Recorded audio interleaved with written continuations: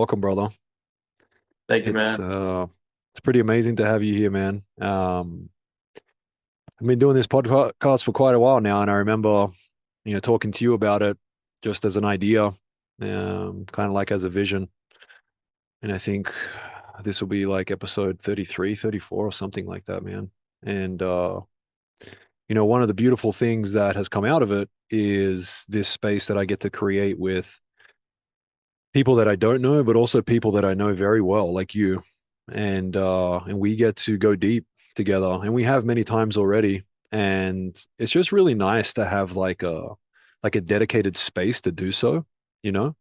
And to know that we can be here together, go everywhere together.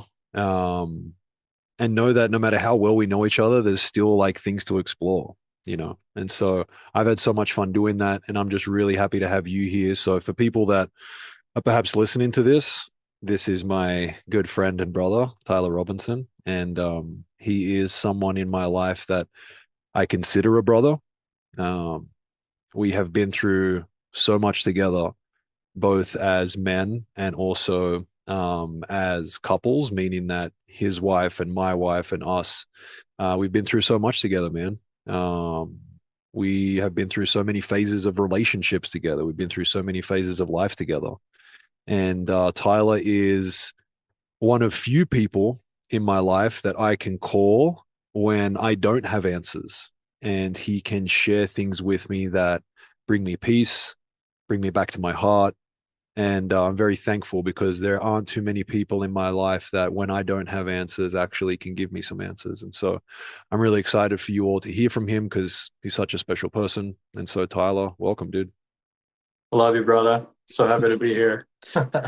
Love you too, man.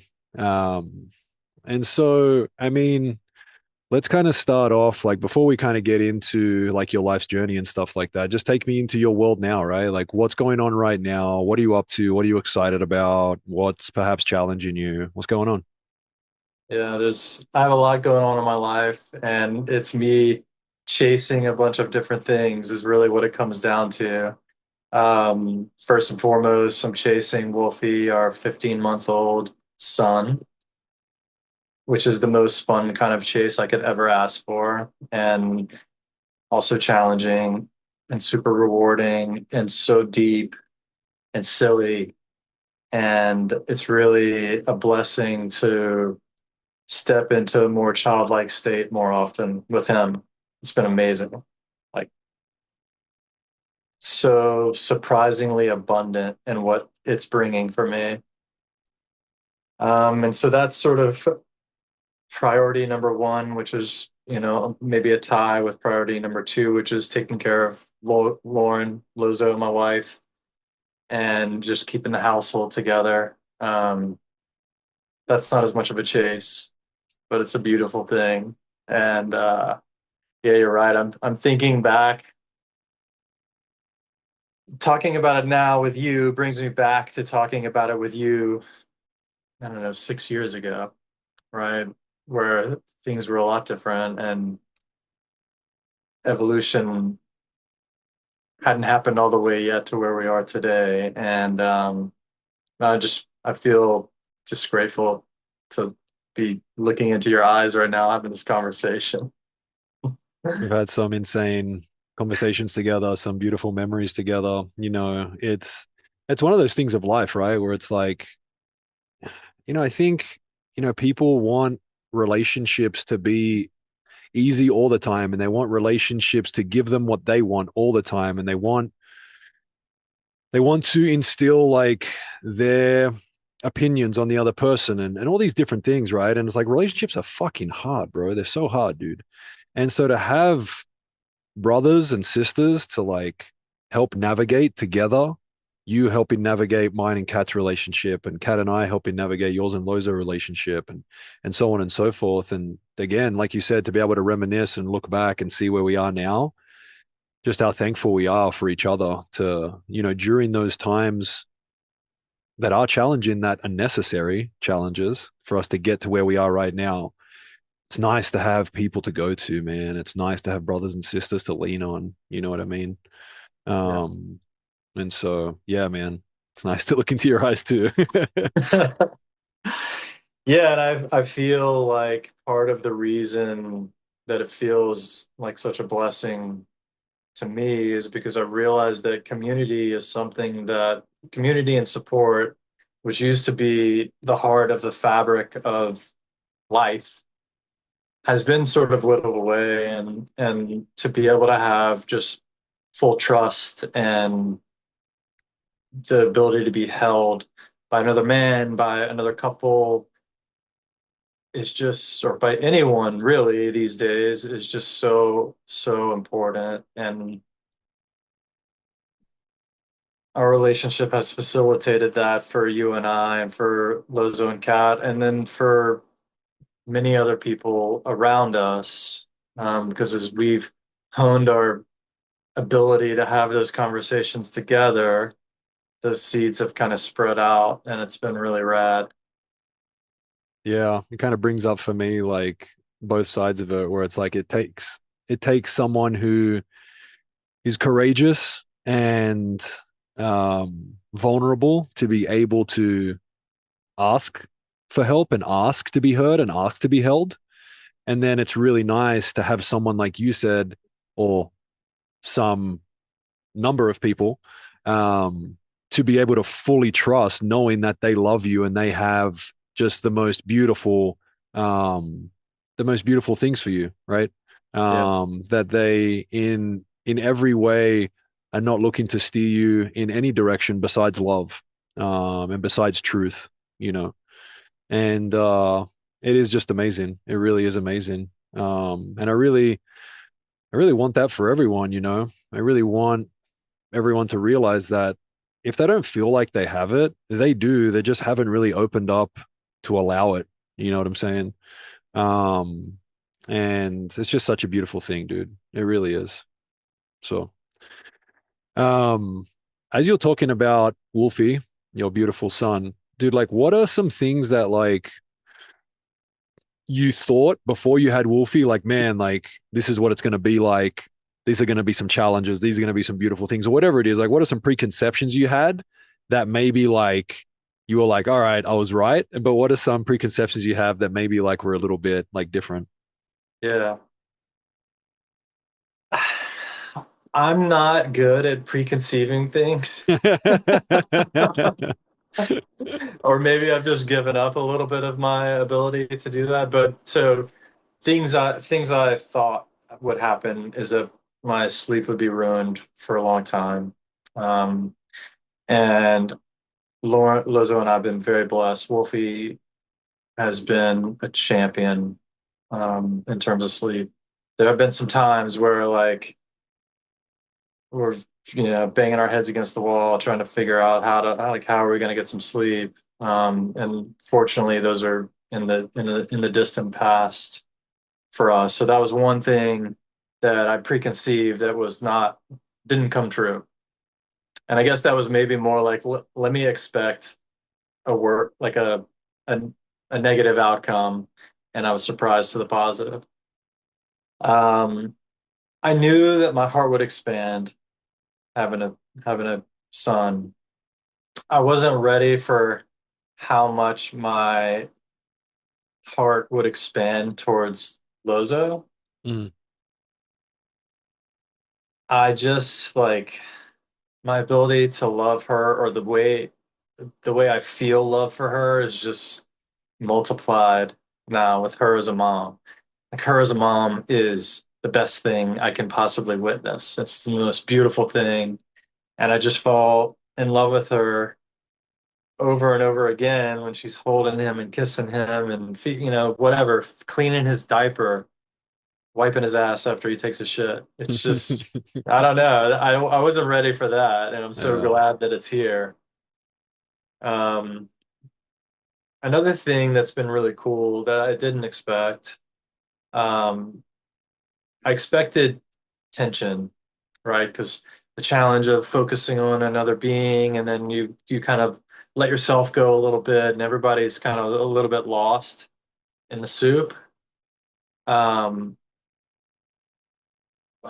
that happens, of course, But one of the things I'm beginning to notice is that we'll have Lozo and I will have a fussy moment about some stupid thing that doesn't matter. And the next thing we need to do is like give Wolfie his bottle and put him down. And it's like the most sweet, beautiful experience you can have. And that fussy situation that might have carried on for the rest of the night kind of dissipates because it's no longer important because this other thing is so much more beautiful and so demanding of your presence. Not demanding, but like wanting your presence. And so you give it, and these other kind of things fall away. That's really cool. So like what I kind of hear you say, or the way it kind of comes through for me is like you have this beautiful representation of like love that is kind of like a second awareness for you guys. And so no matter what's going on, as soon as your focus shifts back to him, it's just like, dude, what are we talking about? That shit was stupid. Look at this thing, dude. Let's go. And so that's so cool. Something that we've spoken about a lot when it comes to relationships is like, as having a partner in life, one of the coolest things about that is you have a second awareness. If you guys are working together, then you have someone that is able to bring you back to awareness when you're not in awareness. And if you're able to receive that instead of get defensive or something like that, then that's super cool. And so what it sounds like is, the only comparison I have, because I haven't got a kid right now, is like our dog Rumi. It's like kind of same thing. When I look at him, look into his eyes, I'm just like insane. And I can just imagine what a kid would be like, dude. And so that's really beautiful. It's really beautiful that you guys are able to, in a way, kind of like receive him as that, or like use him as that, as like this, oh man, like this is what's important, like let's come back, like let's be here, let's be a unit. Because I know in other relationships it's kids aren't received like that sometimes. Sometimes it makes it even harder, you know what I mean? And there's this like kind of like competition of like, no, this is the way we should do stuff, and so on and so forth. And so kind of sounds like that. Well, yeah, let me ask you this question. So, like, I imagine that you guys aren't on the same page with everything when it comes to Wolfie, right? I know you guys pretty well. Loza's a lot like Kat, you're a lot like me, and so I'm sure there's some challenges when it comes to like being on the same page with stuff. And so, how do you deal with those situations? Like, if you have an opinion about something with Wolfie and she has an opinion about something with Wolfie, like, how have you guys been navigating that? Yeah, fortunately, nothing too important has Yeah, come up around that yet. I mean, I'm sure that things will. Um, Lozo's more strong-willed than I, and so I don't know. I haven't tried to force my like beliefs and opinions about how we should be doing this or that. yeah, And honestly,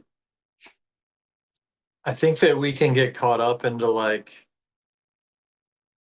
don't do this at that time, do it at that this other time, or like don't feed him that, feed him this, like in the moment. And this is a long-term thing. And so the decision to, feed him rice or peas doesn't matter. It may feel like it matters in the moment, but 10 years from now, 3 minutes from now, it won't have mattered. yeah, And so I'm trying to kind of keep that perspective. My work helps me kind of take a long-term perspective, and we can get into that later. But that's been kind of my method for flowing. yeah. I can relate to that too, man. I've found myself a lot of the time in my relationship, not submitting, because it's definitely not submitting. But it's just realizing that, I mean, ultimately, how much does this matter right now? Like this thing that like I have an opinion about and Kat has an opinion about, does it really matter? And, more often than not, I'm the first to just be like, cool, man, let's do it that way. Like, all right, no worries. Because a lot of the time it doesn't really matter. There are times where, don't get me wrong, I get caught up in my opinion as if my opinion is the right one and stuff like that. And then, I catch myself and laugh about it and all that type of stuff. But yeah, I can definitely see how kind of like zooming out would bring a lot of clarity. because I'm sure it would be very easy to kind of like zoom in on everything at times, and act as if everything is like super important in this moment, especially with a kid. You know what I mean? Especially with a kid, I can see how that would be really easy to do. Especially when, like maybe there's like, I know a lot of parents feel like a bit of anxiety around kids, like, oh, I want to do everything right, and I want to make sure they're safe, and I want to make sure I'm giving them the best food and the best this and the best that, and that's really beautiful. It's like it's a really beautiful intention. It's a really beautiful thing that you want to do. But if it starts to make us as parents feel like frustrated, angry, and then we're putting that energy into the field and our kids there, it's like, maybe that's not that important, dude. You know what I mean?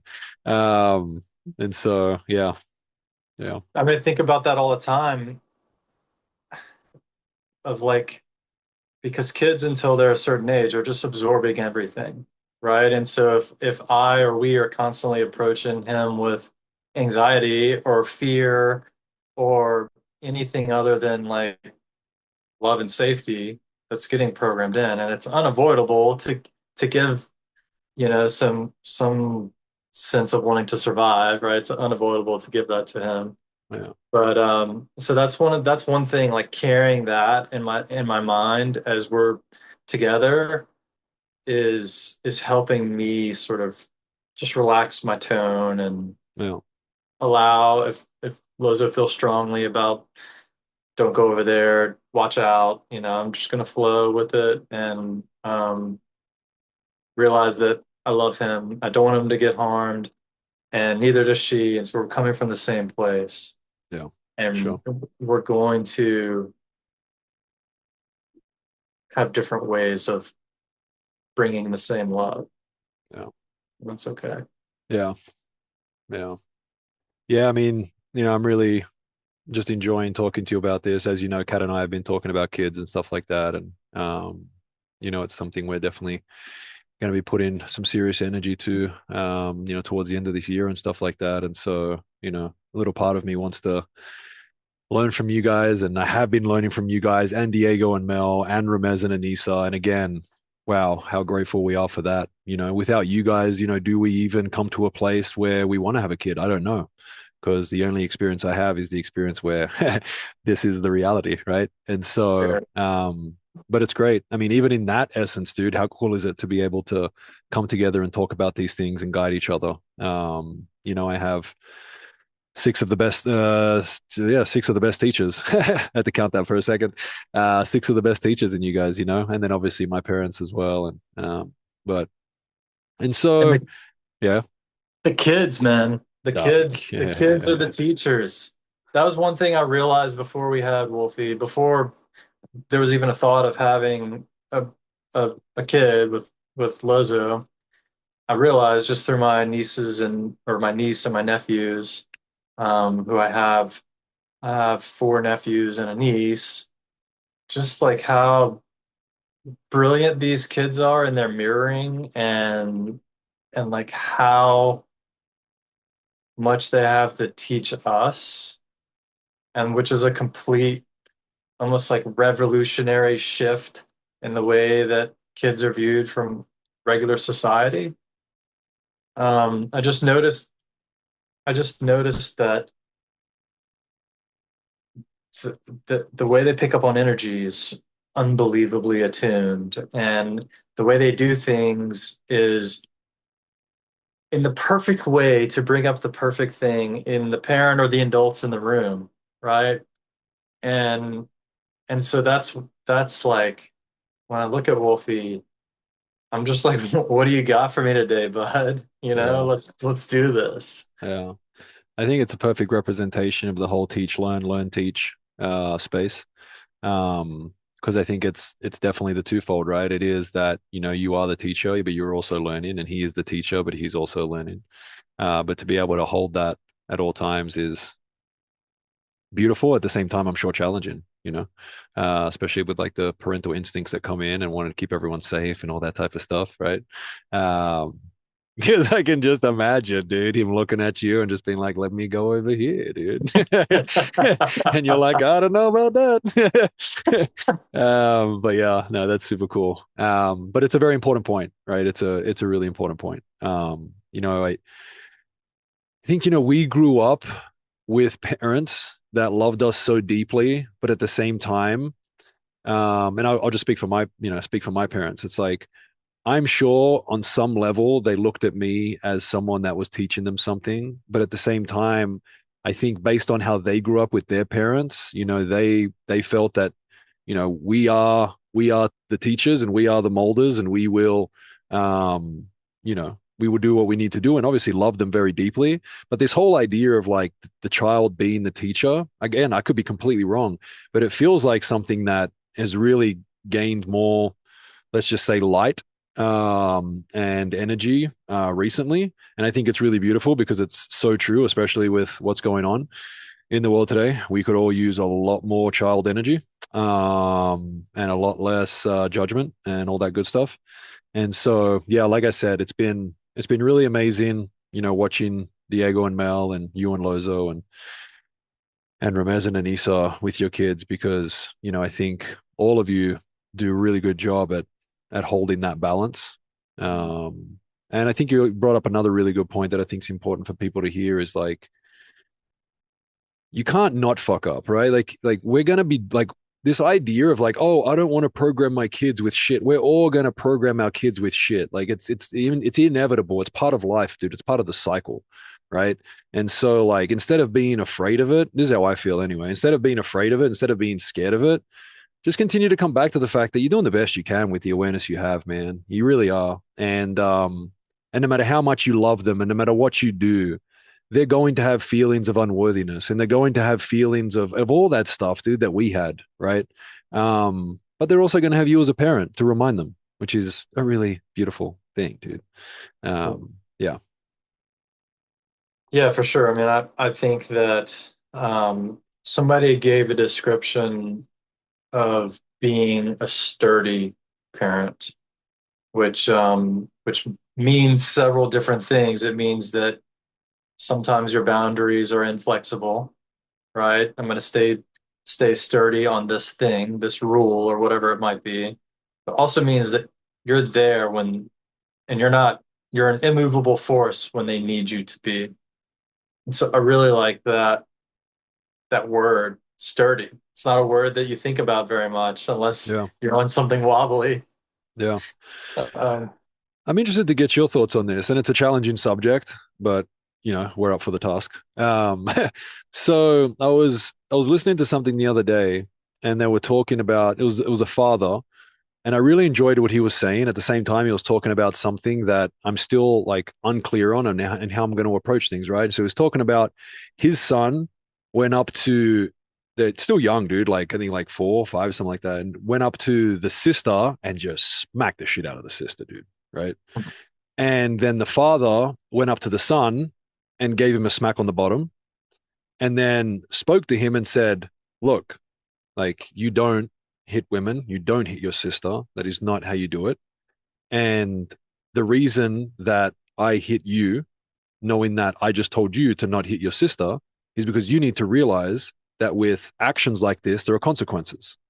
And so he's just pretty much like talking about the fact that it's like there's so many things in between this spectrum, right? Of like hitting your kids, not hitting your kids. Let's just say the ends of the spectrum is hitting your kids, and the other end of the spectrum is not hitting your kids, right? And then there's all this like area in between, right? And I think people continue to focus on either end of the spectrum. And pretty much what he was saying was like, if there's no consequences, then how do children learn that this is like this is not something that you should be doing in life. This is something that is really bad. This is something that so on and so forth, right? And so like I was really enjoying what he was saying. Again, he said it so much better than me. But ultimately just saying, because look, I grew up in a family where I was hit, right? Not in the head or anything like that, but kind of the same thing, dude. I was hit on the bottom, right? When I did something that was perceived to be wrong, I was hit on the bottom and so on and so forth. And I mean, I turned out to be a wonderful human being, I think. And so, there's a part of me that understands that reality, that was my reality, and here I am. And there's also the part of me that realizes there's also another way, right? There is also another way of under like getting kids to understand consequences, getting kids to understand what is, I don't want to say right and wrong, but what is, and what's another way to say it, right? Like things that are loving and things that aren't loving, dude. Things that are serving, things that aren't serving, right? Things that are helpful, things that aren't helpful, so on and so forth, right? What are your thoughts on that, dude? I think it's such a complicated topic, and I don't. The answer is obviously in the gray. For me, I mean, I was spanked as a kid, just what we Yeah. call it, and I wasn't spanked very often because I did not want to receive that. You know, Yes. um, I knew there would be consequences when I did something inappropriate or at the time wrong, and so I didn't want to get my ass slapped. Yeah. And that worked well for me. Yeah. It could have been the case that that did nothing for me and it would have had to escalate into something else or just would have led nowhere. Um, so I don't know. I think that a lot of times kids are just looking for a boundary and it's you have to let them know that they've found the boundary and they should not pass that point ever again. I don't know the perfect way to do that, for the general population. Yeah. I think that if we're paying attention as much as possible, I think we can be watching for the approach of the boundary, right? And we can that's the opportunity to kind of jump in and have a conversation or give the opportunity to express feelings. A lot of times kids are just there's an outburst because they don't know how to like what's going on inside of them and like how to get it out in a way that's not harming someone else or that's not acting out. And so, one of the things that I hope to try to do with Wolfie is identify, like, how are you feeling inside?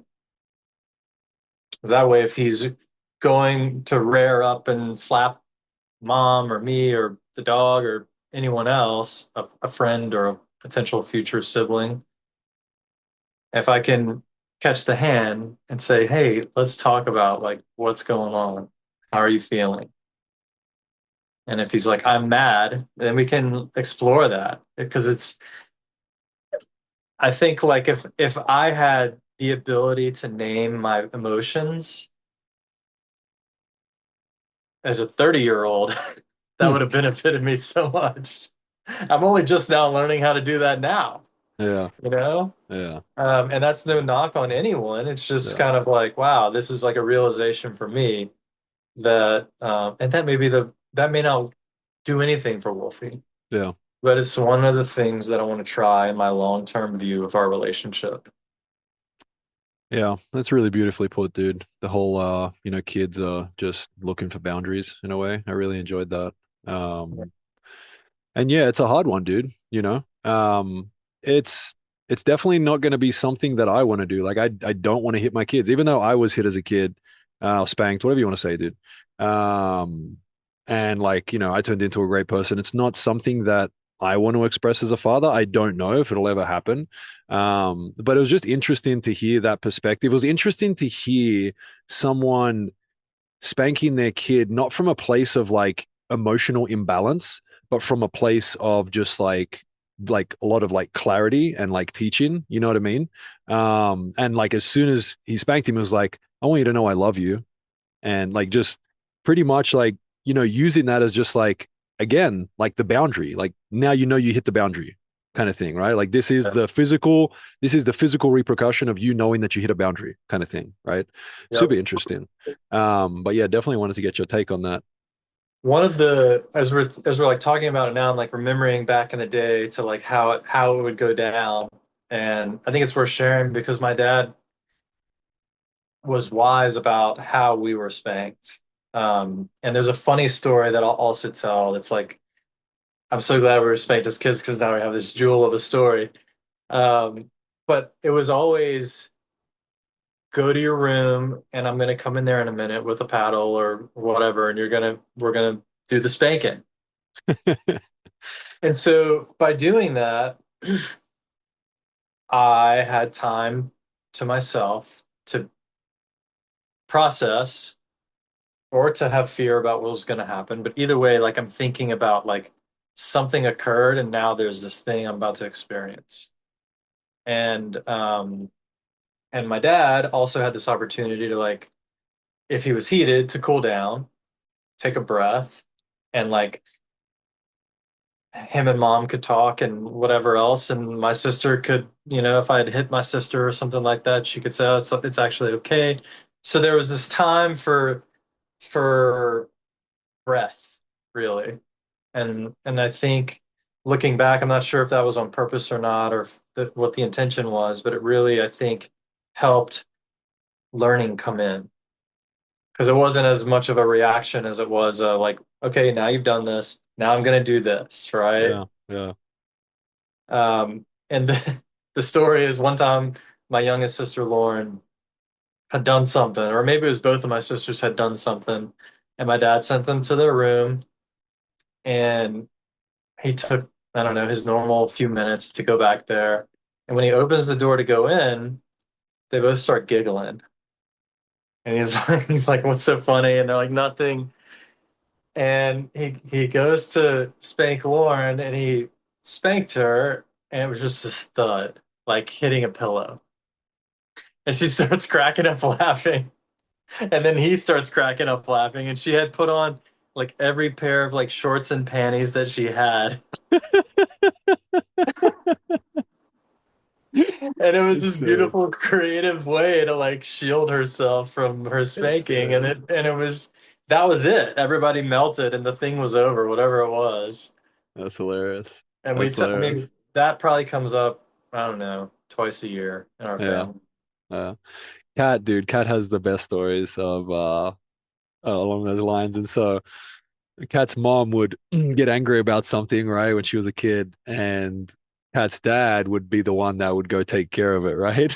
But so Kat's dad would go into the room and take off his belt and hit the pillow instead of hitting the kids.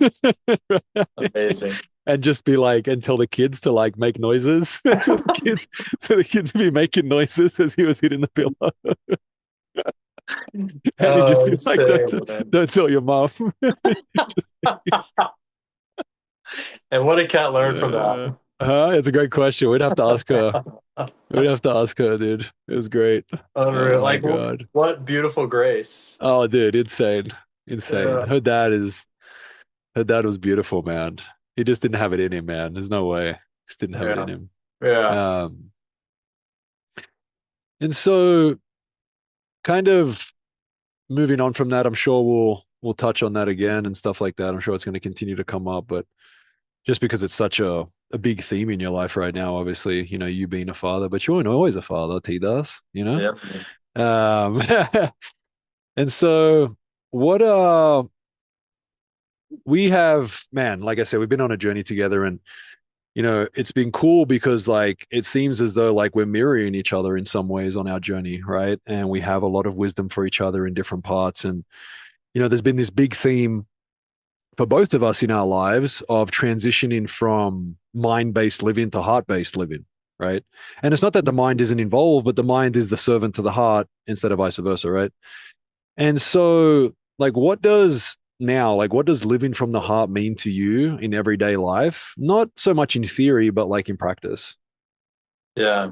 Well, I mean, it means giving the mind an opportunity to take a break every now and then, right? Um, we need our minds to navigate everything that life throws at us. But I think that while it may always be good intentioned, it can jump ahead of the heart.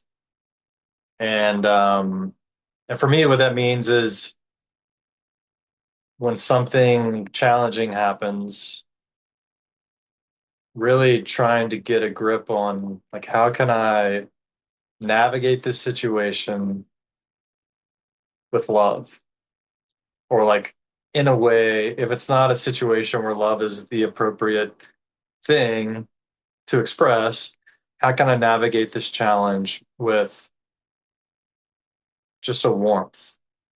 Is maybe a more gentle way to put it. Um, I think about it at work where I work in real estate, commercial real estate. We do brokerage, development, and property operations.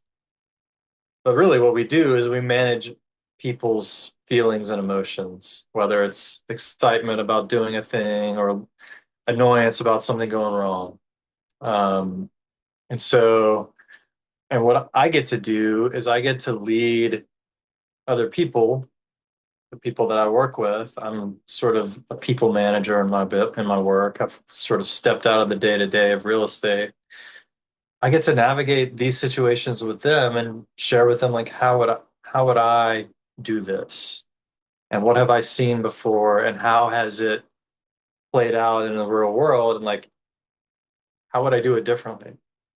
And so I get to take a step back and really have beautiful conversations with people in a work setting that gets to go deeper because I get to go in and talk about ego in the mind and and how to put those things aside to achieve this goal that which may be for the greater good or it may be for just some small thing. And so I've I've worked myself into a position of that's kind of my day to day, which is rad for me. Yeah, it's really cool. It's really cool.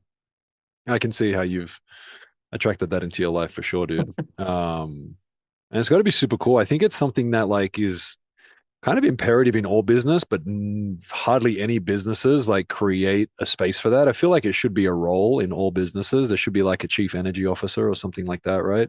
Someone who's just like holding down the fucking space for anyone that needs it and is helping people come back to alignment because like, bro, like that would be the best thing for any business. People able to continue to make decisions and step forward in an aligned manner. Pretty much another way to say that would be their best self at all times. And if they're not their best self, then have someone to hold space for them to remind them and bring them back.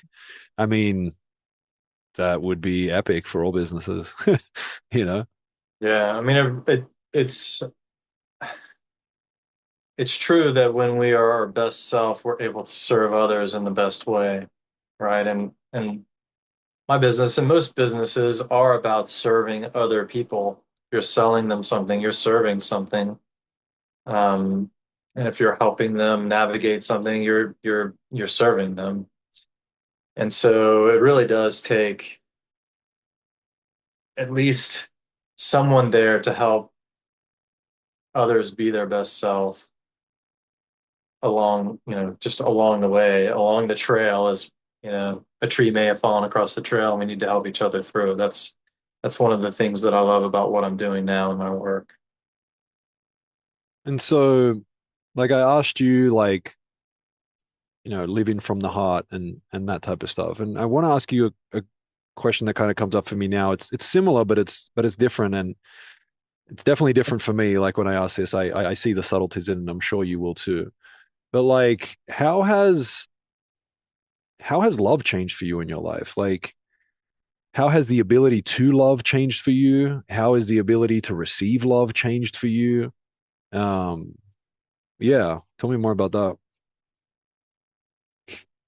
Yeah, it's changed a lot. that. Um, I mean, I just like everyone, most people, I was looking for love outside of myself for most of my life. And I was raised in a very loving home.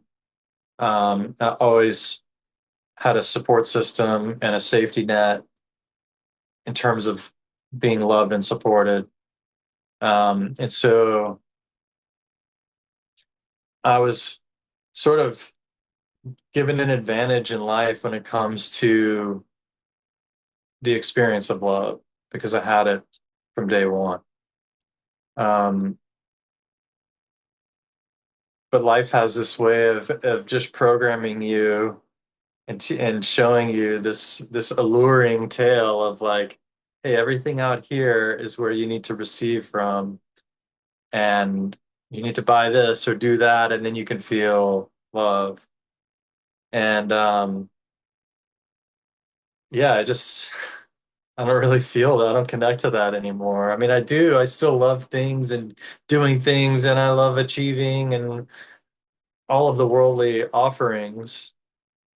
Um, but I know, like I'm even looking at my son, I know the feeling that I'm feeling when I see him, and I just love him the deepest that I could ever love anything. I know that that feeling is coming up inside of me. He's just the object that's reflecting it. And it's really made, I mean, it's really like tangible with him. And sometimes it's tangible with Lozo. She's the hard, our partners are the toughest mirror and the best mirror. But with him, it's like, I don't know, it's just, it's so easy to feel the warmth reflected back. Really interesting, as you're saying that, I completely resonate, as you know I do, and I feel the same way. What comes up for me is the person listening to this, or even our past self listening to this, that feels the complete opposite to that, right? Like, looks at their child as the reason that they even feel love in the first place. You know what I mean? And, maybe looks at their partner, and I've definitely felt this in my life, like looks at their partner as the reason that they feel love, right? And that they're not even worthy of love. And that, they're so grateful that they have this person that allows them to even have this feeling of love, you know. And, that's, man, that was a hard place to be in. Don't get me wrong, it's part of the journey, and it's just as beautiful and just as great. But at the same time, it's definitely not the truth from what I've experienced in my life, Yeah. and as strong as it feels in the moment is just as strong as it'll feel when that exterior object that you give all of that power to does something, leaves, or whatever it is, right? And it's so beautiful to, what I'm hearing when you say that is you're having that experience because that's that's what you've realized within your life, right? You have realized, your power, your divinity, that you are love and love is from inside of you. And so when you look at your son, that is what you experience. And it's just so interesting that the same, like another person can look at their son just as beautiful, just as worthy, just as amazing, and actually it feels like love, but it's really like emptiness. It's really like this feeling of like unworthiness, not enoughness. I mean, all of this stuff, right? And the illusion is that, oh, it fits, it's love. It feels like love. It's interesting. I like how Joe Dispenza talks about it in his books and in the retreat. I've heard him a couple of times say, like, you know how when you first get into a new relationship and you're so in love that nothing can get you down,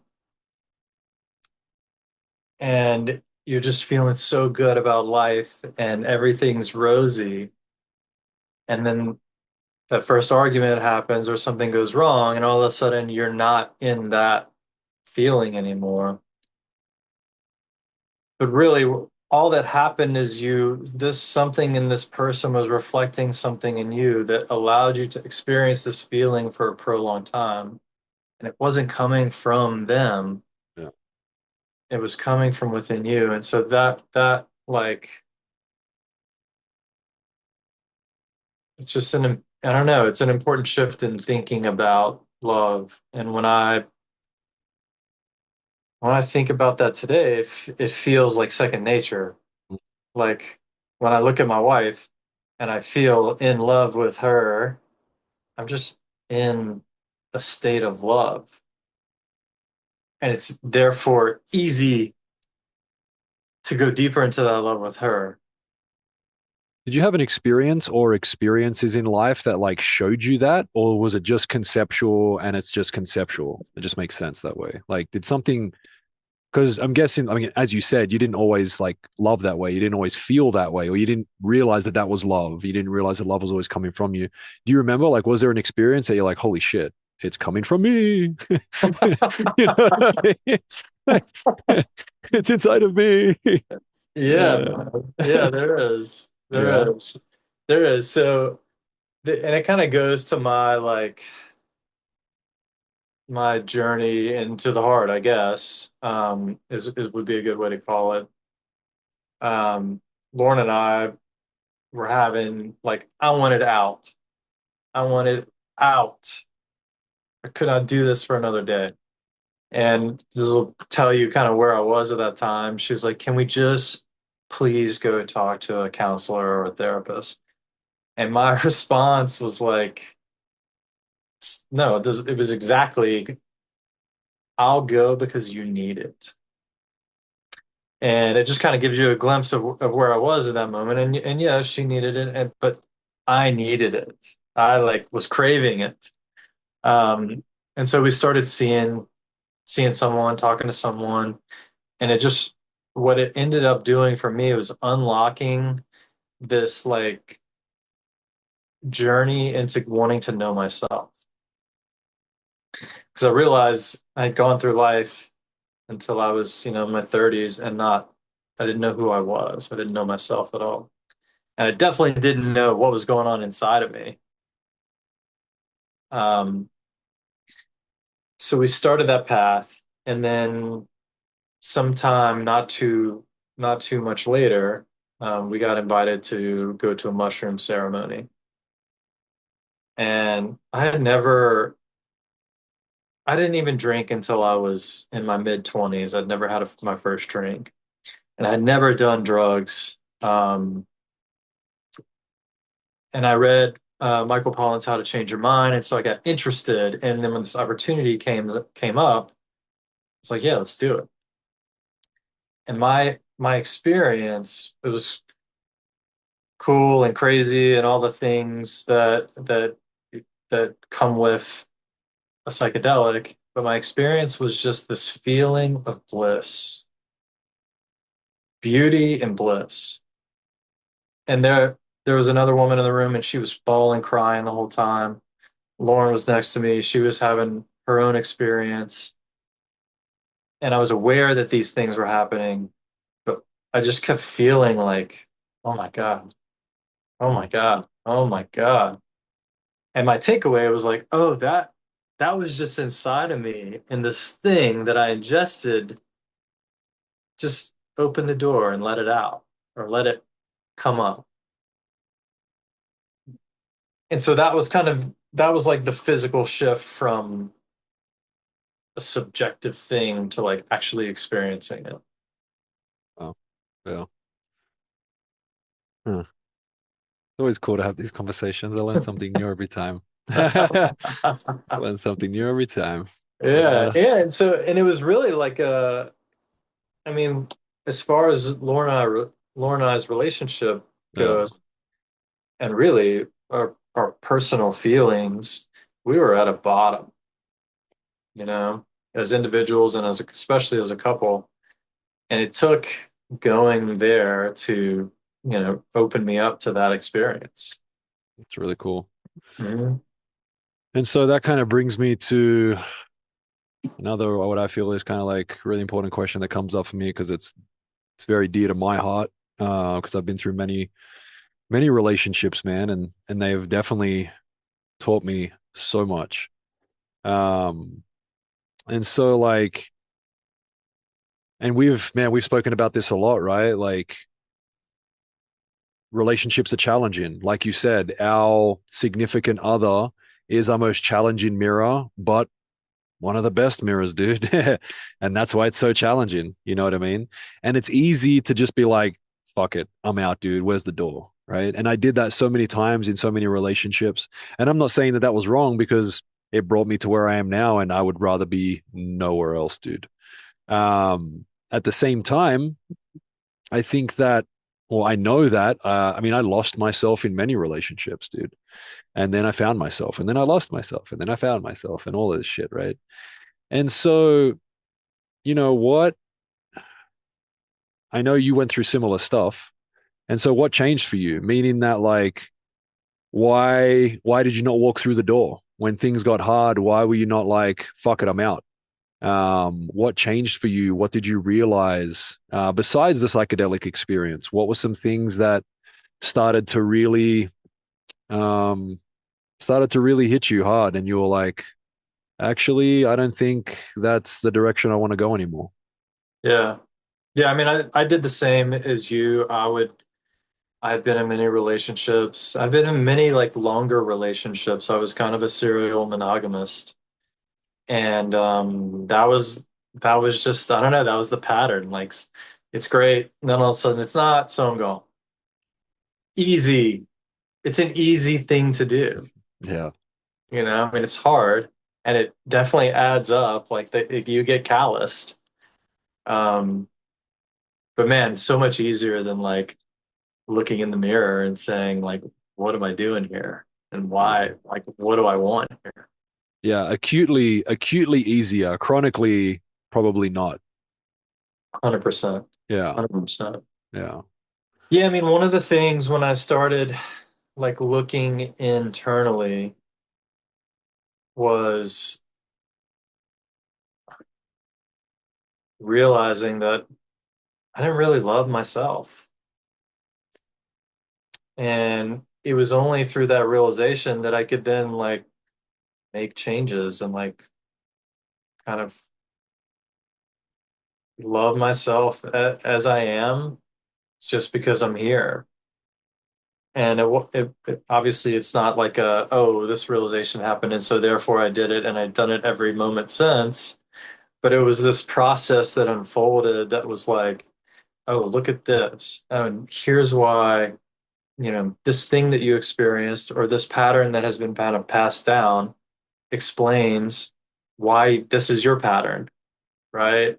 And I'm like, and when I would see things like that, I would take note and I would just notice when the thing wants to come up the next time. And I like to one of the reasons I'm in my job is because I like to put the pieces together of the puzzle and like figure things out and then go to the next thing and then do that. That's really what real estate is like putting a puzzle together. You're done with that one, move on to the next one. You finish that one, move on to the next one. They're all very different. And I would find these things within me that kind of fit that way of being too. It's like, oh, this is why I try to tell somebody what to do and how to do it. Oh, of course. Or let me relax that and like see what happens. Right. And then I was doing that. I remember just being a complete ass to Lozo, just like, that's not how you put the dishes up. You do them like this. Why does that matter? Who cares? You know? yeah. I do know. And I do when, know. yeah, yeah. Yeah, I did the same And shit, man. Crazy. I mean, it's just funny to look at, and the tendency still comes up today. Like, why are you putting them in the dishwasher like that? Just shut up, man. Let it. Just take a breath. Take a breath. Yeah, It's gonna be fine, you know. yeah, And so when I would notice something as kind of silly as that, and like let it go. That's what it took. Like little things like that that I knew didn't matter. Each time I did it, and I was able to like kind of just allow. Wow, it felt really good, you know. And so then I would want to try it again on some other thing, or maybe on the same thing the next night, or whatever. But it just kind of kept feeling good, and like relaxing me and relaxing her and relaxing this whole thing. And man, what a space has been created over time. And there's still dumb shit that we both get annoyed about. But man, it's so less often yeah. and less meaningful when it comes up. Yeah, I mean, yeah. That's really beautifully, You're really beautifully expressed, man. I mean, ultimately, what I'm hearing you say is pretty much I just like switched the focus from them to me and just realized that it was me, dude. Like I was creating this shit and I was creating that shit. And that doesn't mean that everyone is for everyone. And if you're in a relationship, you're to stay in that relationship. But ultimately, like this is something we've spoken about a little bit. It's just like until I figure out my shit, it doesn't matter who I'm with. I'm going to keep facing the same bullshit. You know what I mean? It really Yeah. doesn't matter. And once I figure out my shit, then all right, now I have some room to actually assess and be like, all right, is this the space I want to be in? Yeah. But until we can figure that out, and like you said, I mean, the challenging part as well is like, does it ever end? I don't know, because as much as we can remind ourselves of the little things and reprogram those little things so that they happen less often. I still notice it in myself from time to time. It's like this little thing where it's like, oh, look at what I just attached to real quick. I haven't attached to that in a long time, but it just happened again.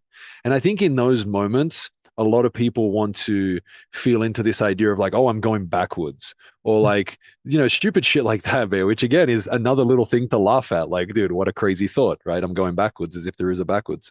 Um, but it is such a game changer to completely shift focus from the other people, whether it's your partner or your mom or your dad or whoever it is, and just bring it back into yourself and notice that any time I'm feeling frustrated, angry, whatever it is, what is the story? Where is it coming from? How can I relax that story? And then, like you said, how good it feels to relax that story, dude. And then when you continue to relax that story, how the world changes around you and everything that part of you wanted from that other person actually just kind of happens by itself when you relax that story enough because now they feel safe enough to just kind of do it. It's really interesting. It's really fucking cool. Yeah, man. I think about that meme.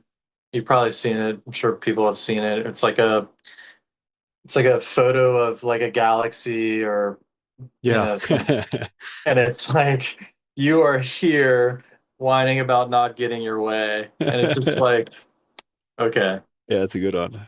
It's a good one. That's why those like morning meditations of dispensers where I would like remind myself of the patterns that I have, the tendencies that I have. That's why they help me so much, bro. Like that really helped me a lot, dude. It helped me to reprogram so well, dude. It was so cool. Um, yeah. Did you ever get you got into those as well, right? Like did you find that those helped you as well? I remember you shared that meditation with me, and then I just started doing it every day for Yeah. probably 3 years. So yeah, yeah, It's insane, dude. It's it was insane. nuts. Yeah, and so for It the was people nuts. listening, the meditation we're talking about is like Dr. Joe Dispenza made a morning meditation. He's actually got two now, one old one and one new one. We're talking about the old one, but the new one's just as good. I might be attached to the old one, guys, but the new one's just as good. But pretty much like he takes you into a number of places, but one of the places he takes you to is feeling into the programs, the tendencies that you have, and visualizing them, feeling into them, and then feeling into the new path, what you would like to choose, right? And how that would feel, what that would look like. And so you're pretty much like priming your mind, priming your nervous system to catch those moments during the day and be able to bring awareness to them faster, which allows you to choose a new path faster instead of maybe going all the way down the rabbit hole. Maybe you just peek down the rabbit hole and then you come back out and you choose a new path, right? And that was super helpful. I mean, I really enjoyed it. So What would you say to people who are like, okay, that's feels like manifesting woo woo kind of bullshit, and people's bullshit meter goes off? What would you say to people who would have that comment to that meditation or yeah, to your way of describing that meditation? yeah. So I mean, I would say that ultimately, if you are consistently experiencing a reality that doesn't feel aligned and you don't enjoy, and you're not willing to try everything, then maybe you don't want to change. Maybe you're too identified and attached to those emotions, to those stories, and to that reality that you would rather listen to the little voice in your head that talks shit, aka that's woo woo, that's bullshit, than to actually change, than to actually, again, take in another taking another word from Dr. Joe Dispenza, then actually step into the river of change and make shit happen. Because if you don't change, nothing changes. And so this idea that, oh no, that's woo woo, that's not going to work. Well, what you're doing isn't working. And so if you're not willing to try something new, then cool, don't expect change. That's what I would say. Because that's what I said to myself. You know me, bro. I don't fuck around. Um, it's that simple, dude. It's like, look, man, like, what are you willing to do to be your most authentic self, to be your most loving self, to find out, who you truly are, man? Are you just going to do the same thing you've always done and expect things to change? Because if that's where you are right now, that's okay. But again, like, I wouldn't have the expectation for things to change. You're walking down the same street and expecting to end up somewhere different. Makes no sense.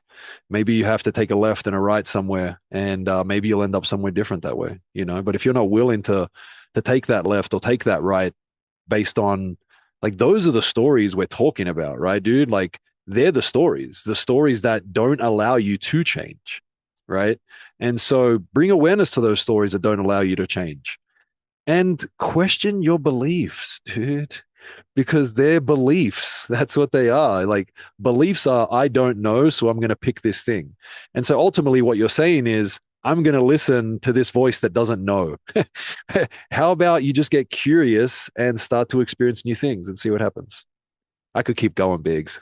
I know you can. And we could go deep on this for hours, and we have and will again. Yes, yes, I'm sure. One of the things that comes up for me is like how hard it is to take a left or a right because we don't know Yeah, what's to the left or to the right. And one of the scariest things that we can ever face as humans, or that our ego or our programs could ever face, is the unknown that comes with a change, or the unknown that comes with healing, or the unknown that comes with leaving a toxic relationship even. We're so comforted by the fact that we know what it's going to be like tomorrow when we wake up and walk down the same street, that we're not willing to even look to the left or the right. And so like I feel grateful that, look, I'm when I'm on a hike, I want to go look over the cliff and see what's there, mm, right? mm, I want to climb the tree and see what's up in the nest. That's just my way of being. Many people are not willing to take those risks. And so I feel like it was I had an easier time than many would, and I know comparison is worthless here, but I had an easier time than many would, willing to just rip the thing open and dive through, right? And I feel like we both had our challenges to get to that point, right? But yeah, we're both interested in like what's behind door number three, yeah, right? And one of the things I like experience in life is like, how can I lovingly share with someone who's afraid to to step towards door number three? Like, how can I love them in a way that allows them to see that what's on the other side of that door is you, is yeah, me, right? yeah, And it may be even a me that feels so good that I'm willing to keep going through life and willing to love more. That's one of the things that we've been able to do for each other. yeah, And I find it really important that when the opportunity arises, that I'm able to shepherd someone or hold space or whatever you want to call it, and just be a sturdy figure in their life to help them want to know what's beyond what they can see. yeah. Yeah, agreed. And that looks different in different situations. The way that that love expresses itself is different in different situations. And you know me, right? It's like I'm able to morph to the situation with the person. And sometimes it's like it's a gentle voice. And sometimes it's like your shirt, like, wake the fuck up, dude. You know? And what comes up for me as you're sharing is like you use the term like some people don't want to take that risk. And what comes up for me is like, what's your other fucking option? Like, what's your other option? Your other option is pretty much continue to do exactly what you've been doing, which will give you the same feelings, the same thoughts, the same outcomes. And as you said, for a lot of people, that is the most comfortable thing, which is why it's so difficult to change. And that same person you will speak to and say, you don't want to change. And they'll say, no, I really do want to change, without realizing that ultimately they would rather feel comfortable and safe experiencing the same hurt, experiencing the same frustration, the same anger, the same whatever it is, then actually step into that river of the unknown. Because that river of the unknown is so foreign to them and so much more scary than the usual feelings that they apparently don't want to feel anymore. And so, something that I heard a long time ago and still is so fucking true. And again, it's hard for people to hear because it was hard for me to hear at that moment is you're doing exactly what you want to do.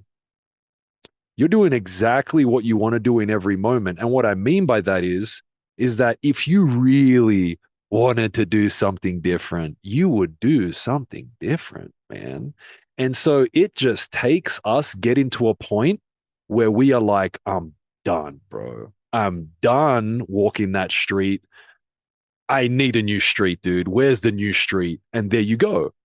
And that's okay, bro. Like, me speaking this way isn't like, oh, what you're doing is wrong. No, man, I'm that person. I'm that person that continued to pick the same street. But I had to get to a point where I was like, I'm fucking done with this street, dude. I'm so done with this street. Give me another street. Give me any street. And then I picked a new street and I experienced what was there. And then I got addicted. I'm like, bro, show me all the streets. You know what I mean? Because I realized like I was living a lie. Like this idea that I was so scared of the unknown was bullshit because I had no idea what was down that street. And as soon as I figured out what was down that street, which was freedom, change. I mean, everything you could possibly ever want, right? Wake up, dude, was down that street, right? Being able to open my eyes to what was going on was down that street. And was it easy? No. But man, did it feel so much better than experiencing the same shit that I didn't want every single day. And so, I'll leave people with that, right? Like the idea of like when you really, really want to change, once you've suffered enough, you will pick a new street. It's really that simple. And again, that's nothing against anyone. When I say you haven't suffered enough yet, that's not me being mean. That's just you realizing that you're on your journey and you're suffering. And I have grace and reverence for that. And I empathize with that, but you just haven't suffered enough yet. And when you're ready, you'll change, just like I did, just like Tyler did. And again, when I say that, we still go through those cycles of not suffering enough. And so it's not like, oh, I've suffered enough. And so now all the things are gone. It's like, no, with this one specific road, I've suffered enough. So I chose a different one. But every single program has its own street. And so with each program, you need to pick a new road. And that happens in time once we've had enough, once we've really brought awareness to it. Anyway, that's been my experience. Oh, man. I love it. This is how I speak to myself. Sometimes it's like hard for people to receive. Sometimes it's exactly what people need. And that's why I say, like, I don't speak like this to everyone in every single moment. But when you're on this podcast with me, I feel very called to speak this way because I know you're going to give the other balance, right? Which is really beautiful. And that's what you've been doing this whole time. And so people can get both sides. They can get good cop and bad cop. um, all right, so a few more things. So I pretty much I I finish every episode with someone with three questions. And I mean, as I'm talking to you, I'm just realizing that, because I'm going to have you back on this podcast and other people back on this podcast, I think every year I'm just going to change these questions. But yeah, here they are. So, first question to close this out: what personal practice has been the most transformative for you? Probably meditation. Any Uh, meditation in specific, like specifically, or just meditation in general? I started meditating by just closing my eyes and sitting there. Um,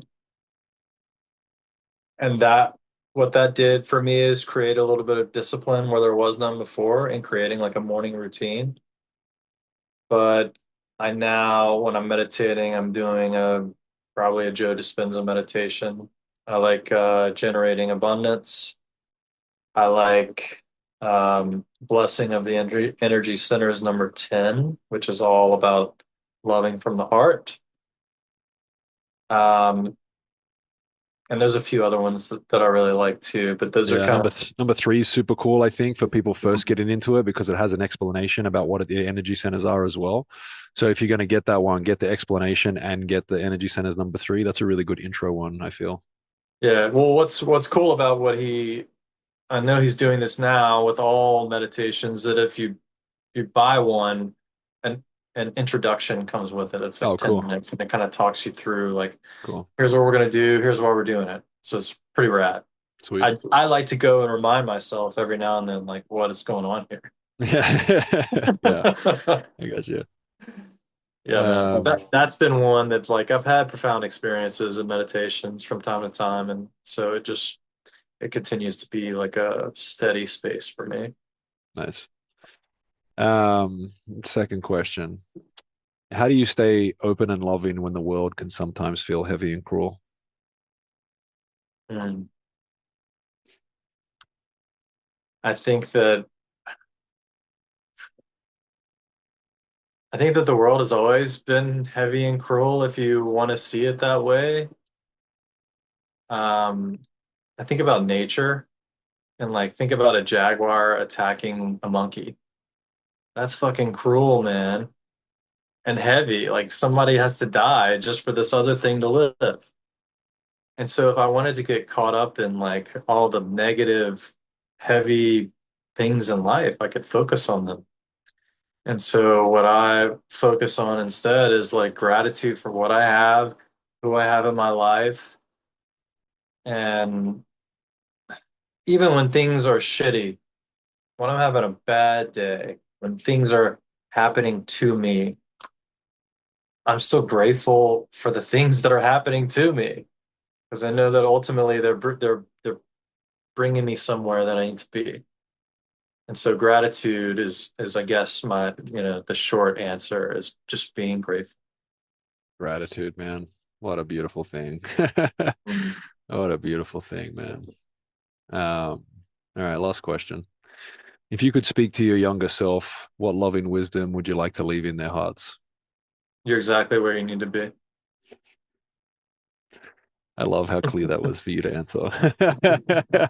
It wasn't even a fucking pause, dude. I love that, man. Um, I'll give a quick example so there's Yeah, more elaboration. So yeah. an experience I had in a meditation, um, I went back and revisited this time in childhood. I was being just a shit. I was probably 10 years old. My mom wanted to take me shopping and buy me a new set of clothes for whatever reason. And I was just being a little turd, man. I was just causing problems, not liking anything, just being difficult on purpose. And I remember her like kind of dragging me through the mall like this, right? And I'm upset and she's upset. And my experience in the meditation was I zapped back to that moment, but I was on the other side of us as like this me, this aged me, like just walking down the mall corridor, just holding both people, loving them.